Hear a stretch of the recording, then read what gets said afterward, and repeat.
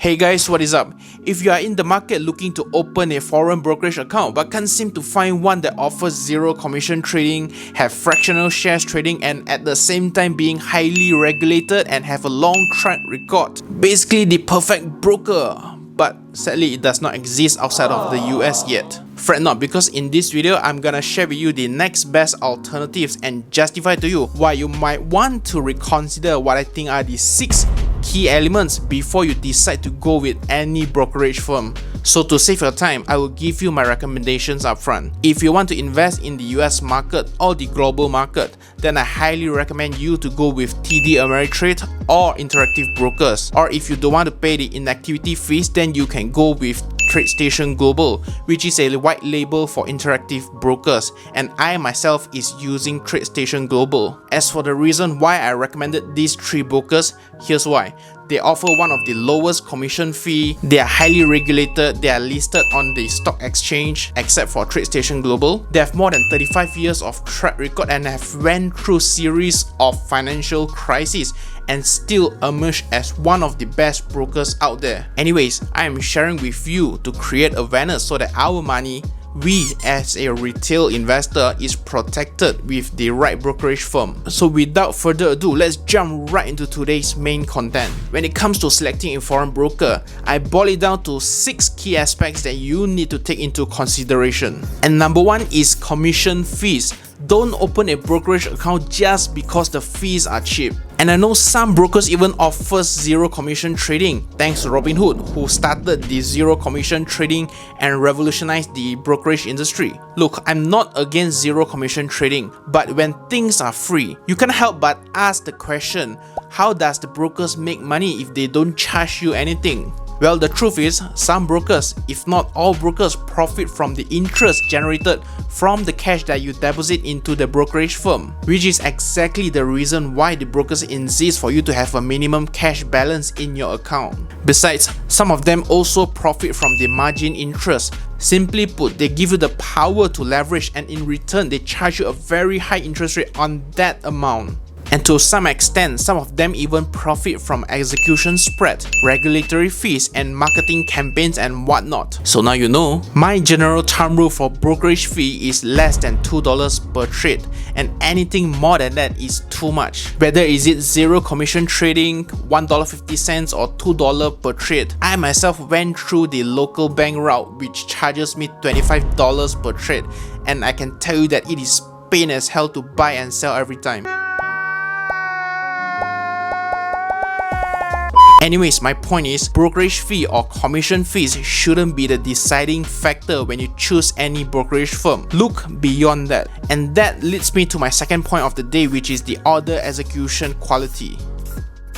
Do you know that when you place a buy order for say one Tesla stock at a limit price of $850 on your brokerage app, the order will be routed to a variety of different market centers, and when your buy matches the other person's sell, the order is filled, and that will send a signal back to your brokerage account, and voila, you now have the one Tesla stock at that price that you set. And if that is a limit buy order, your Tesla stock could be matched at a price slightly below $850, say $848, $2 lesser than the price that you set. Pretty good, right? All of that can happen in the blink of an eye, and within that time frame, let's say 0.1 second, market moves, price changes. And if that broker executes poorly or eats a spread before giving you that one Tesla stock, do you know that you are actually paying them without your knowledge?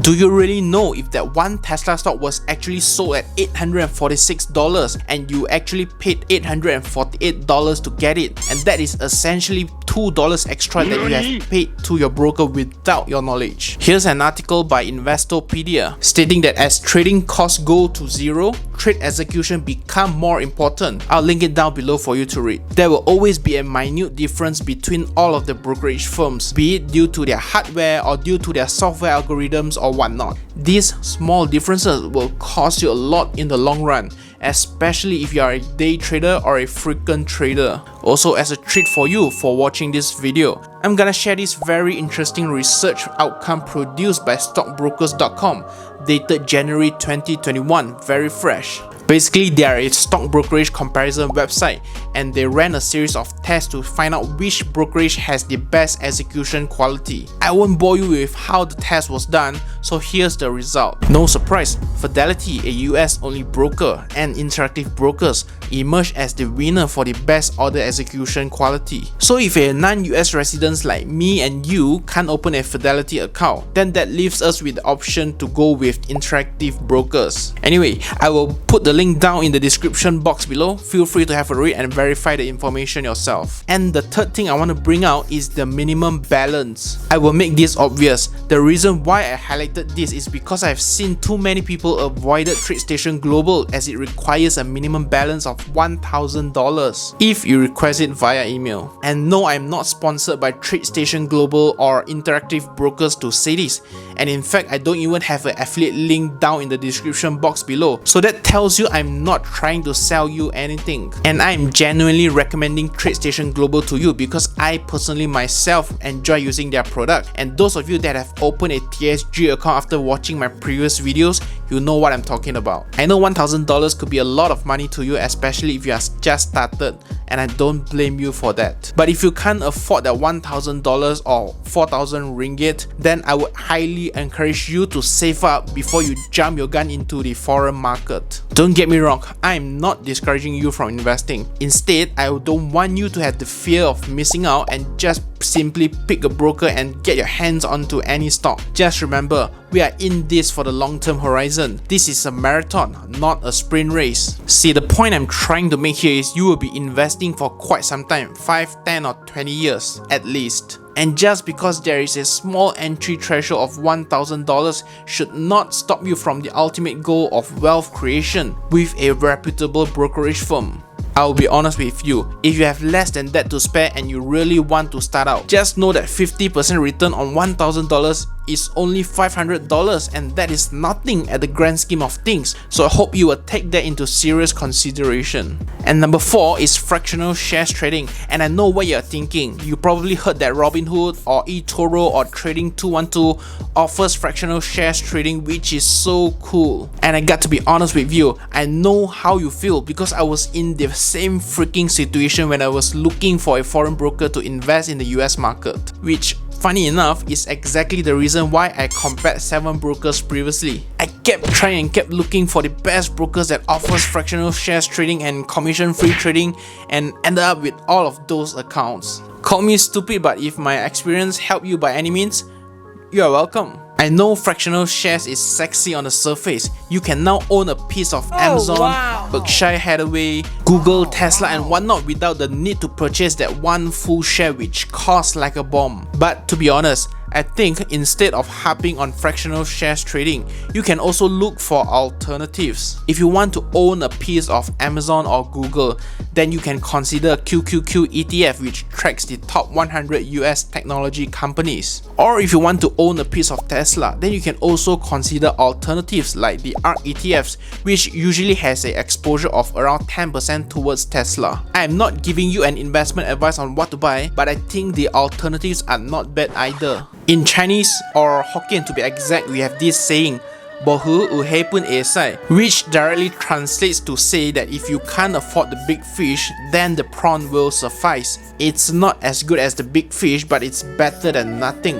And that is the reason why TradeStation Global is the best alternative that you can have if you can't afford all of that yet. When you can finally afford that $10 in activity a month or have a cash balance of over $100,000, you can then proceed to delink from TradeStation Global and to be directly under Interactive Brokers, which charges a very low fee of 35 cents per trade. What a steal! Look, when your account reaches a sizable amount, or when you started to trade more frequently and pay more commission fees, then the $10 a month shouldn't really matter as your portfolio return can easily eclipse it. And if you traded say $6 that month, then you are effectively only required to pay $4, which is not a very big deal, right? So I hope you get the point. You will do fine without fractional shares trading. And point number 5 for today is regulatory. If you plan to invest in the US market, then I would highly recommend you to look for brokers that are at least regulated by the FINRA, the Financial Industry Regulatory Authority. FINRA is the US government body that oversees all of the US brokers, and that itself is still not enough. You will also want the broker to be insured by the SIPC, the Securities Investor Protection Corporation. What that will do is insure you as an investor if that particular broker goes into liquidation or default. I mean, if you buy medical insurance or life insurance, surely you want insurance for your invested money also, right? I will save you the trouble of looking up. Both TD Ameritrade and Interactive Brokers are both regulated by the FINRA, and investors with both of these brokers are effectively insured by the SIPC for up to 500,000 in total. I know what you're thinking right now. What about the other brokers that are regulated by the other country regulators? Surely they are safe, right? Well, without pointing any fingers, let me just ask you this question.